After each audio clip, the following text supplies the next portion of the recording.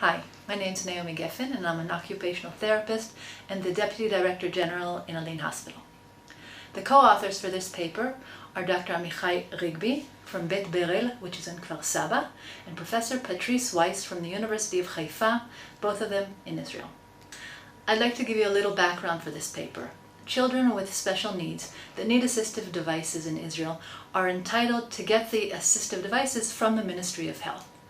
Powered wheelchairs they're also entitled to, but they have to prove that they're proficient drivers before they're entitled to a chair that is funded by the Ministry of Health.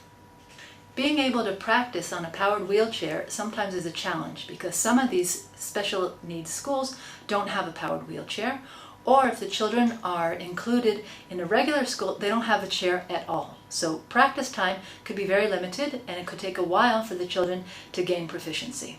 Aline Hospital, together with the Israel National Insurance Fund, recognized this problem and funded 15 powered wheelchairs to enable children to be able to practice at home or at school, and this way to practice their powered mobility and hopefully to become proficient and be entitled to a powered wheelchair from the Ministry of Health. This paper, a predictive model of proficiency and powered mobility of children and young adults with motor impairment, is based on a retrospective study of 80 children that we saw between the years of 2009 and 2016. The goal of the study was to identify variables that would predict proficiency in children using powered mobility. This study included 80 children that had cerebral palsy, neuromuscular diseases, or spinal cord injuries, and were not proficient in powered mobility. We collected data at the initial evaluation and at the last evaluation using the Israel Proficiency Test, and we looked at their level of driving before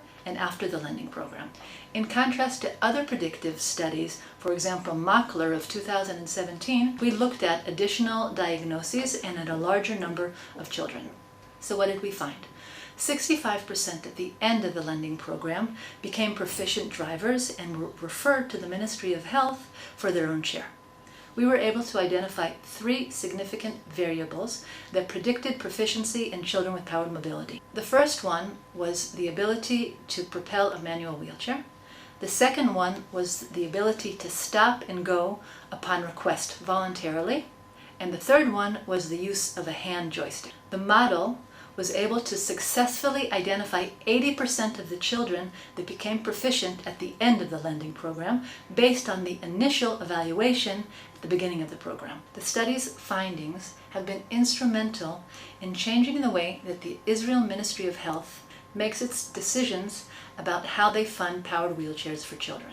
Children who demonstrate all 3 of these variables are referred to the Ministry of Health and can start the procurement process that usually takes many, many months. For countries that children need to prove proficiency before they're entitled to a wheelchair of their own, having a predictive model can help convince funding sources that these children will become proficient and independent drivers. Thank you very much. This article is published in the DMCN December 2019. I hope you enjoy it.